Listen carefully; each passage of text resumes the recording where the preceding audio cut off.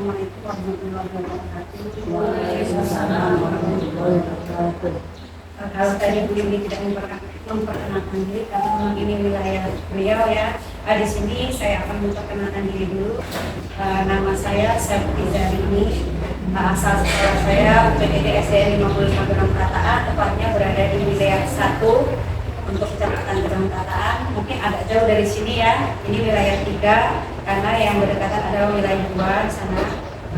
Nah, di sini saya merupakan tim dari Fintech Transisi PAUD SD dari Kabupaten Pesawaran bersama dengan Ibu Ayu ya, bersama dengan Ibu Yuli, dan satu tadi rekan saya Ibu Yuli juga berasal dari SD yang sama, PTD SDN 55 Gedong Prataan. Nah, di sini saya juga akan menyampaikan materi 5, lanjutan dari materi 1 sampai dengan 4 yang telah disampaikan oleh rekan-rekan saya dari awal tadi, dari Bu Ayu, Bu Yuli sampai dengan Bu Yuni. Di sini saya hanya melanjutkan. Kalau tadi teman-teman itu menyampaikan tentang transisi PAUD SD dari fondasi awal. Nah, di sini kemarin kami dibagi menjadi 2 bagian, yaitu guru kelas 1 dan guru kelas 2. Kebetulan saya masuk di guru kelas 2. Nah, mungkin akan lebih ke pembelajaran yang ada di kelas ya, materi 5. Boleh berdiri dulu semua. Kita breaking dulu ya Bapak Ibu ya. Silakan berdiri semua. Mencari pasangan. Silakan mencari pasangan. Berdua.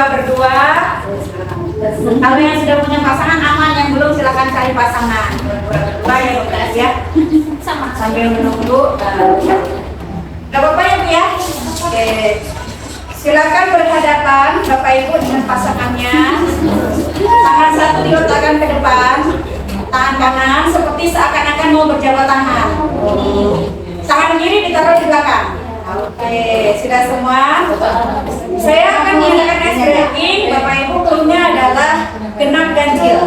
Oke, ya. Karena ada bilangan genap, ada bilangan ganjil. Silakan Bapak Ibu tentukan masing-masing apakah ibu ini yang genap atau ibu ini yang ganjil atau dibalik ya, tergantung kesepakatan Bapak Ibu semua. Ya. Kalau saya menyebutkan bilangan ganjil misalnya 5, nah siap-siap yang ganjil tadi nangkep, yang itu menghindar ya. Boleh konsentrasinya Bapak Ibu ya. Oke. Ini karena kita sedang membahas transisi PAUD SD, jadi saya akan sebutkan angka-angka yang kecil saja ya. Karena ini masih transisi PAUD SD. Siap Bapak Ibu? Siap? Sudah siap semuanya? Oke. 6.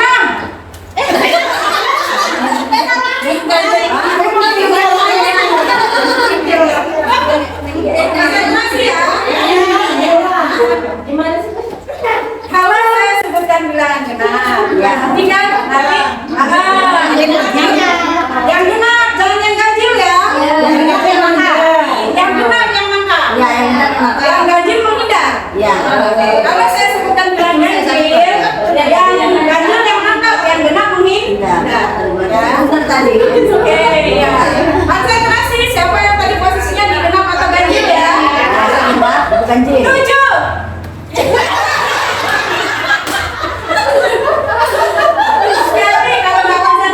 Diserahkan tangannya ya. Oke. Sekarang saya bukan bilangan yang utama, saya tambah, saya kurang hasilnya.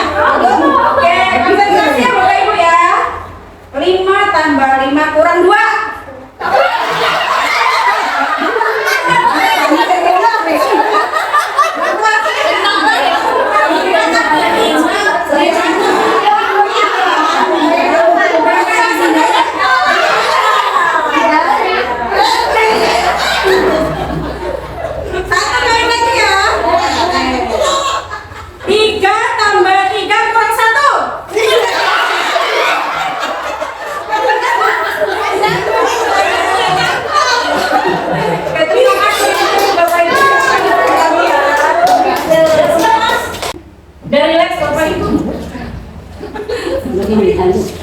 Kami bisa dipraktekkan di kelas ya. Ketika anak udah mulai merasa bosan, silakan Bapak Ibu buat breaking yang bisa menantang. Walaupun dia breaking tetapi bisa merangsang otak anak ya. sini saya hanya melanjutkan materi-materi yang sudah disampaikan oleh teman-teman yang lain, yaitu materi 5, bagaimana proses pembelajaran yang kita inginkan di SD kelas awal.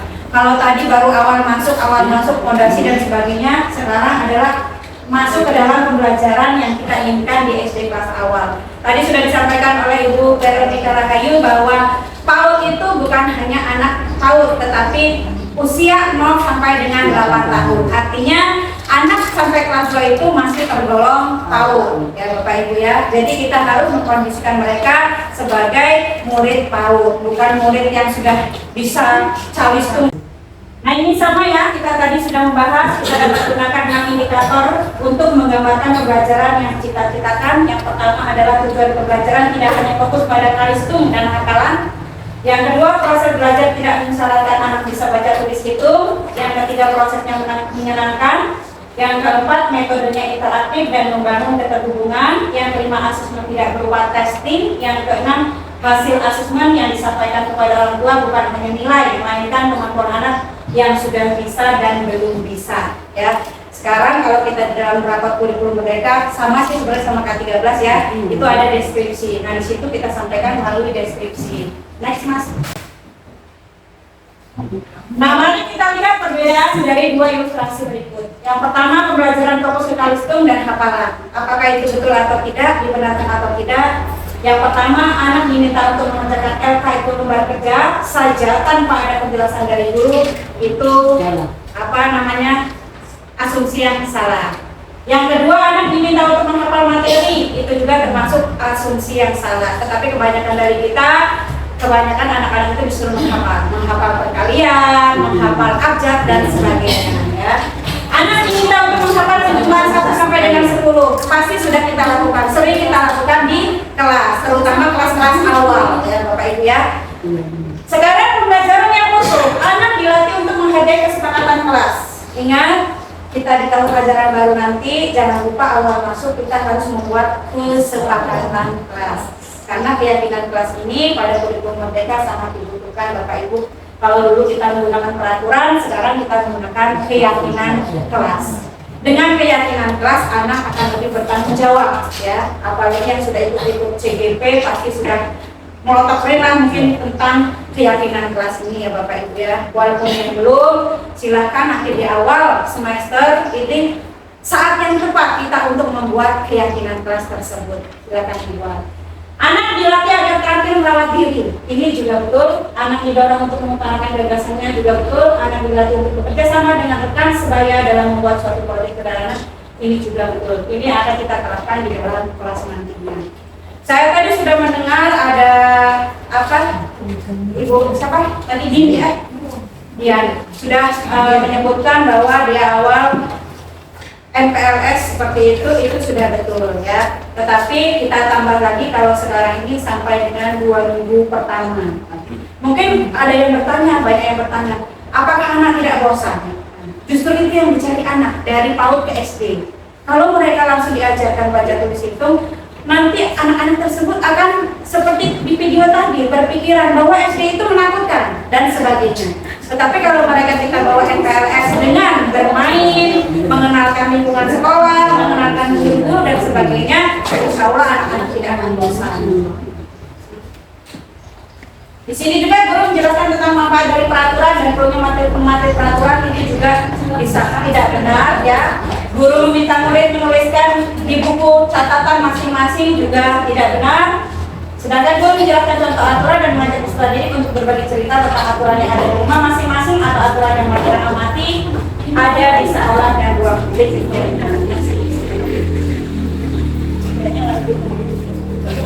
Coba Bapak Ibu perhatikan ke depan. Kita lihat berikut merupakan ilustrasi dari asesmen yang dilakukan di SD kelas awal. Tadi Bu Yuni sudah menjelaskan tentang asesmen awal. Ini saya melanjutkan ya Bapak Ibu ya tentang asesmen.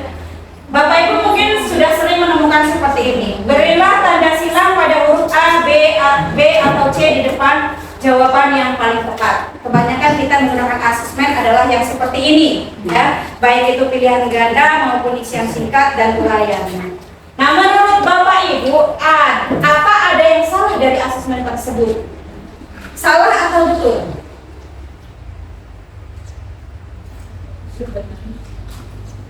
Satu, hidup saling menghargai perbedaan, berarti ABC pilihannya. Nanti anak tinggal menyilang.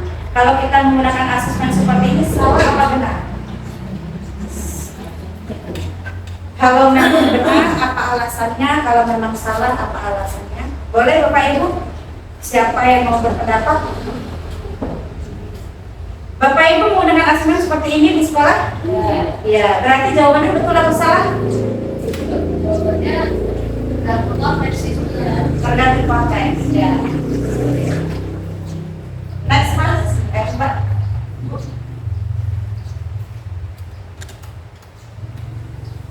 Sama soal tadi, anak bisa kan sudah harus dapat baca dan tulis untuk dapat mengerjakannya. Nah, terlihat dari instruksi soal di awal dan soal yang diberikan penuh dengan huruf dan kalimat sehingga mengakseskan anak mengerjakan soal tersebut harus sudah bisa baca tulis. Berarti dari sini saja sudah kita lihat bahwa asesmen yang kita lakukan kalau seperti ini itu salah, Bapak Ibu. Ya. Tadi sebenarnya sudah ditanya sama Bu Yuni, awal asesmen lakukan seperti apa? Kalau ditanya, anak itu sudah bisa membedakan kelas ini, kelas 5, kelas itu, kelas 4, kelas itu, kelas itu. Kemudian nama ibu guru itu siapa, toilet itu di mana, kantor itu di mana, itu sudah merupakan asesmen yang baik, yang bagus, ya. Jadi kalau asesmen yang seperti ini masih salah Bapak Ibu, ya. Next. Karena ini kelas awal, ingat kembali lagi kepada kelas awal ya Bapak Ibu ya.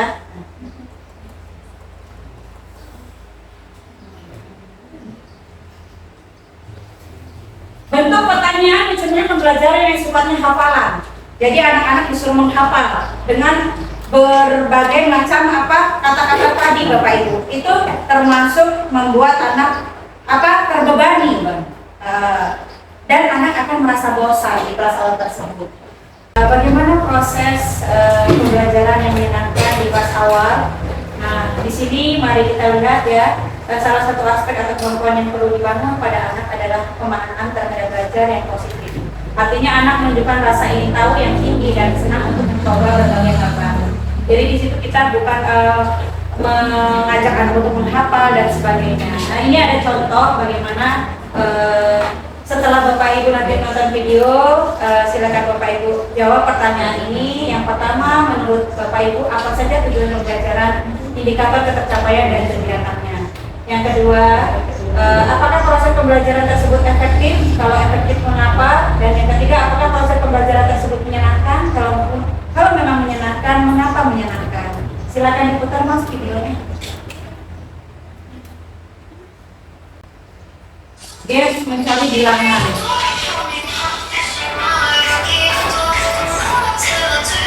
Hari ini anak-anak belajar matematika tentang bilangan. Nah, biar seru kita adakan seperti ini. Kita tempel beberapa angka di sudut kelas.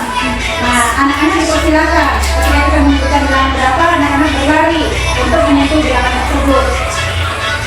Ini cocok sekali digunakan untuk anak-anak yang gaya belajarnya adalah kinestetik atau dia nggak mau duduk di tempat. Dia senangnya adalah selain belajar, anak-anak juga bisa olahraga. Kalau ini dilakukan di pagi hari. Tapi ingat, jangan sampai ada anak yang tidak kebagian. Misalnya ada yang cuma diam saja, yang ikut game hanya itu saja. Tapi kita harus semua mengakomodir semua murid dalam kelas. Nah, dari video tersebut tadi kita kembali lagi ke materi, Mas. Menurut Bapak Ibu, apa saja tujuan pembelajaran, indikator ketercapaian dan kegiatan pembelajaran yang tergambar dalam video tersebut? Apa tujuan pembelajarannya? Mengenal bilangan. Apa proses pembelajaran tersebut sudah efektif? Sudah. Mengapa? Alasannya apa? Sudah efektif. Belajar sambil bermain. Apakah proses pembelajaran tersebut menyenangkan? Mengapa menyenangkan? Anak-anak bisa bergerak anak-anak bisa mengekspresikan keinginannya. Oke, next Mas. Ya, ini jawabannya. Tujuan pembelajarannya adalah membangun keterhubungan antara angka dengan simbolnya. Indikator pencapaiannya, Anda dapat memegang simbol yang sesuai dengan angka yang disebut. Kegiatan pembelajarannya berlomba memegang simbol angka yang disebut. Apakah pembelajaran tersebut efektif? Iya, karena anak lebih cepat menghafal asosiasi antara angka dengan simbol. Apakah pembelajaran tersebut menyenangkan? Iya, karena anak diajak untuk bergerak, anak diajak untuk bermain, menerapkan permainan. Lanjut Mas. Kita lihat juga di sini metodenya interaktif dan membangun keterhubungan. Seperti apa metode interaktif dan membangun keterhubungan? Setelah nanti kita tonton video kembali. Setelah menonton video, silahkan Bapak Ibu jawab juga pertanyaan ini. Menurut Bapak Ibu, apa saja tujuan pembelajaran, indikator tercapaian dan kegiatan pembelajaran yang tergambar dalam video tersebut? Apakah pembelajaran tersebut efektif? Mengapa? Apakah pembelajaran tersebut interaktif? Mengapa?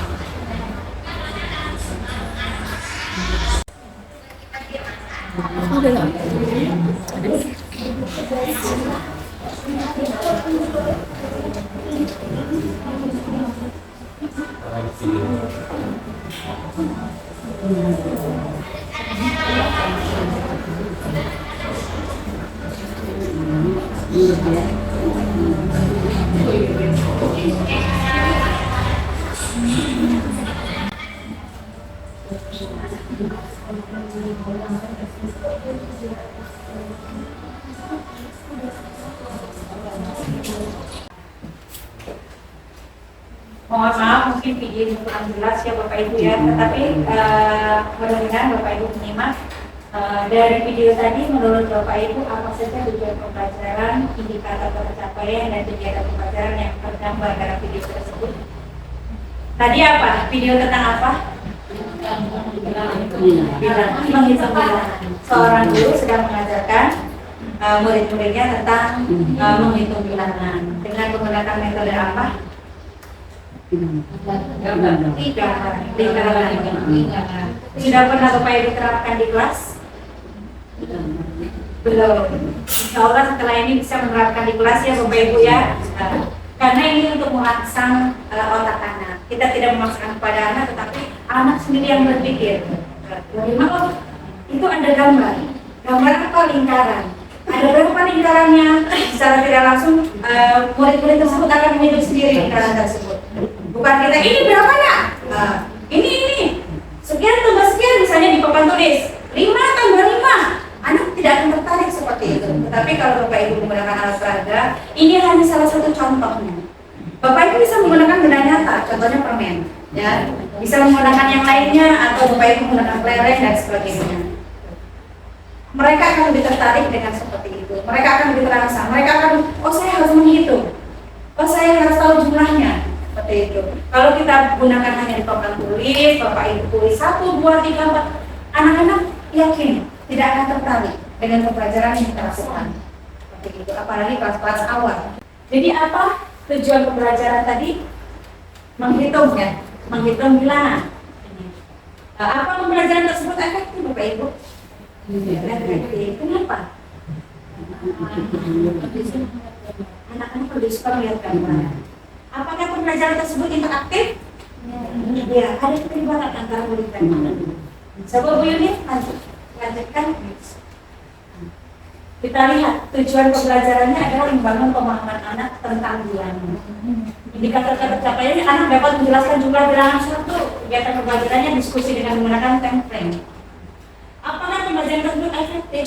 Ya, kita lihat pembelajaran tersebut efektif karena guru menggunakan objek konkret untuk membantu anak memiliki konsep yang kuat tentang bilangan. Yang saya sebutkan tadi bukan hanya menggunakan yang ini Bapak Ibu ya, kita bisa menggunakan benda-benda nyata. Apalagi kalau itu berupa makanan, anak-anak lebih suka ya. Dia lebih, oh nanti saya sudah belajar mungkin akan dapat makanan itu. Saya sudah belajar akan dapat buah itu. Seperti itu ya Bapak Ibu ya. Apakah pembelajaran tersebut interaktif? Ya, pembelajaran tersebut interaktif karena guru memberikan pertanyaan informatif untuk membangun pemahaman seperti bagaimana cara lain agar kotak ini terisi dengan lingkaran dengan jumlah 5. Adakah cara yang lain seperti itu ya Bapak Ibu ya? Lanjut Bu.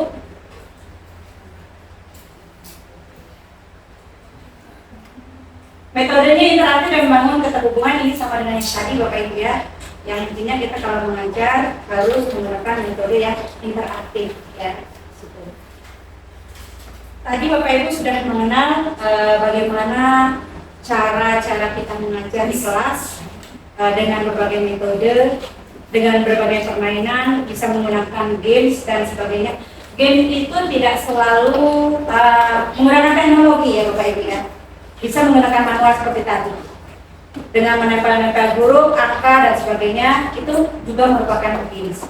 Karena kadang-kadang kita mendengar kata-kata games itu selalu berhubungan dengan laptop, dengan internet ya, dan sebagainya.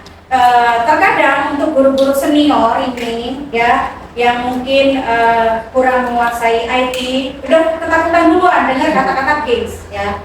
Sebenarnya bukan itu Bapak Ibu, games itu bisa kita gunakan dengan seperti tadi menempel-nempel gambar, itu juga sudah termasuk games. Jadi kita bisa, oh tidak bisa kalau guru-guru yang udah senior, udah lama, mereka kurang paham IT, nggak bisa menggunakan games. Bisa Bapak Ibu ya, karena tidak melulu menggunakan laptop dan internet tersebut ya. Kita bisa menggunakan dengan cara-cara tradisional, tetapi bisa kita buat games.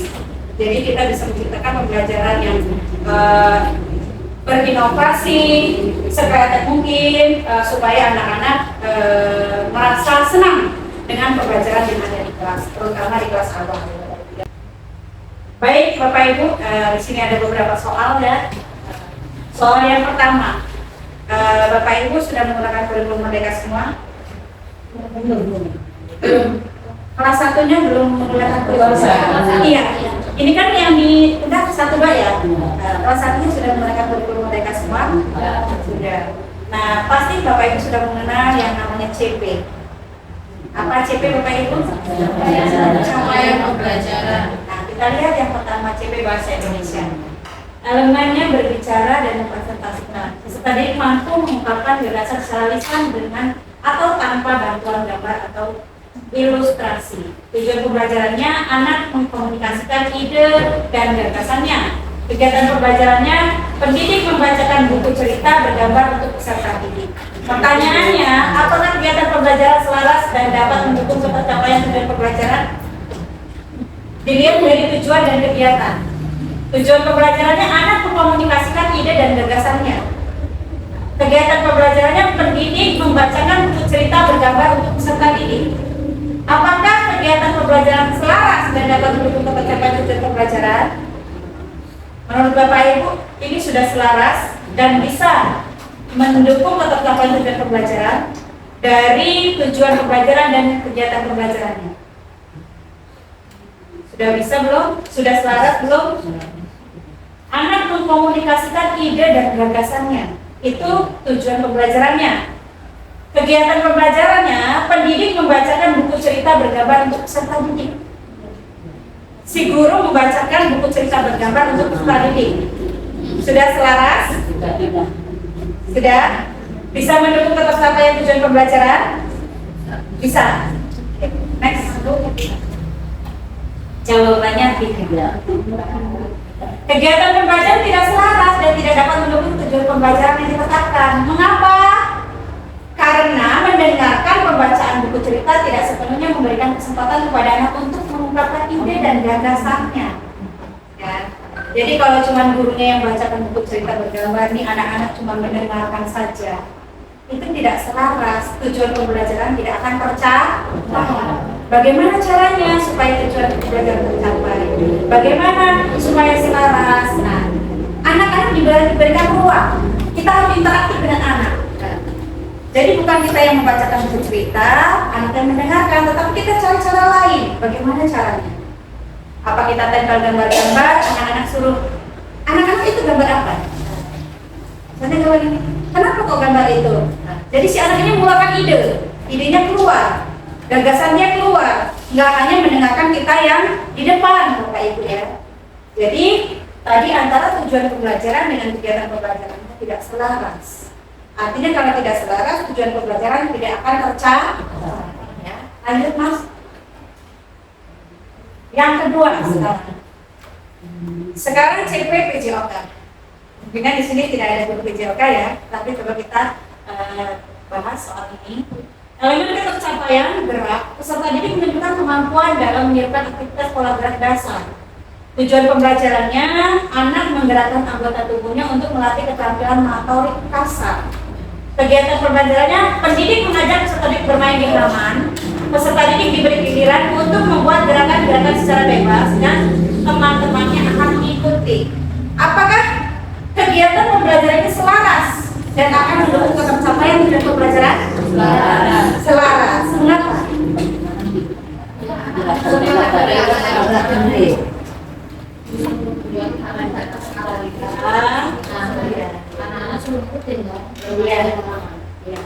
Betul, selaras dan sesuai akan mendukung ketercapaian tujuan pembelajaran. Seperti kok masuk beda ya Bu, tadi tujuan pembelajaran sama kegiatan pembelajaran yang pertama, dia hanya guru yang di depan, kalau ini anak-anak. Jawabannya iya. Kegiatan pembelajaran dapat mendukung tujuan pembelajaran yang ditetapkan karena anak-anak buat gerakan dan mengikuti gerakan temannya, memberi kesempatan kepada anak untuk melatih fungsi gerak dan motorik kasarnya. Dan bisa Bu membedakan ya, kalau tujuan pembelajaran seperti ini, kegiatan pembelajaran seperti ini selaras atau tidak, sudah bisa membedakan? Sudah, lanjut Pak. Nah, kesimpulan dari materi hari ini adalah saat melakukan kegiatan pembelajaran kita perlu cek kembali apakah saat anak melakukan kegiatan tujuan pembelajaran akan tercapai. Yang tadi ya Bapak Ibu, antara tujuan pembelajaran dengan kegiatan pembelajaran.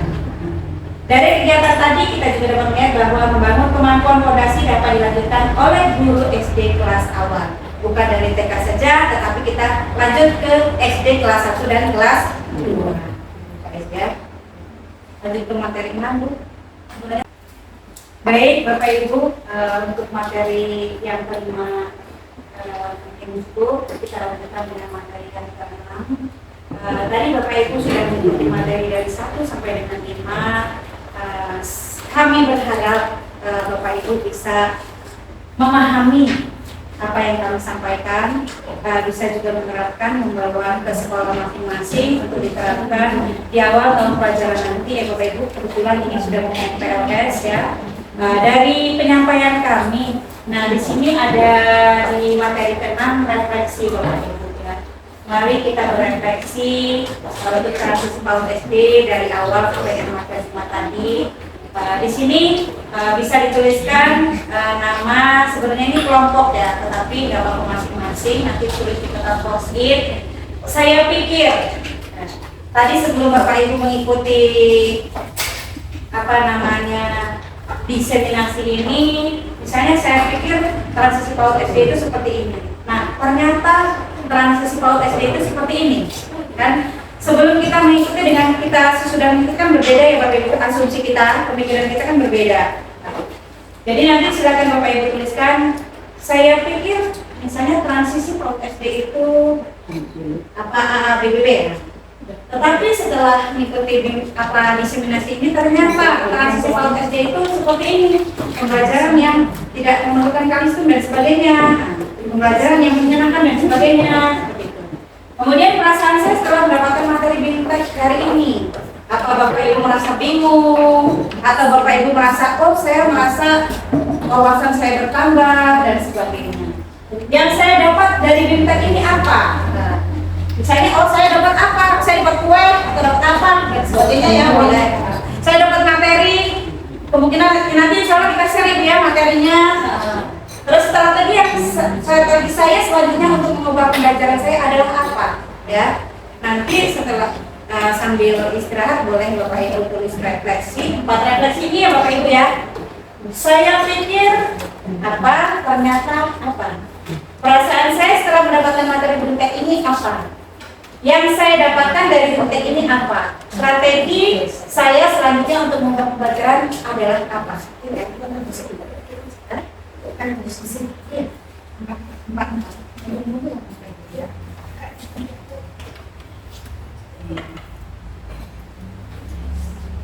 Ini yang hijau untuk yang pertama ya Bapak Ibu ya.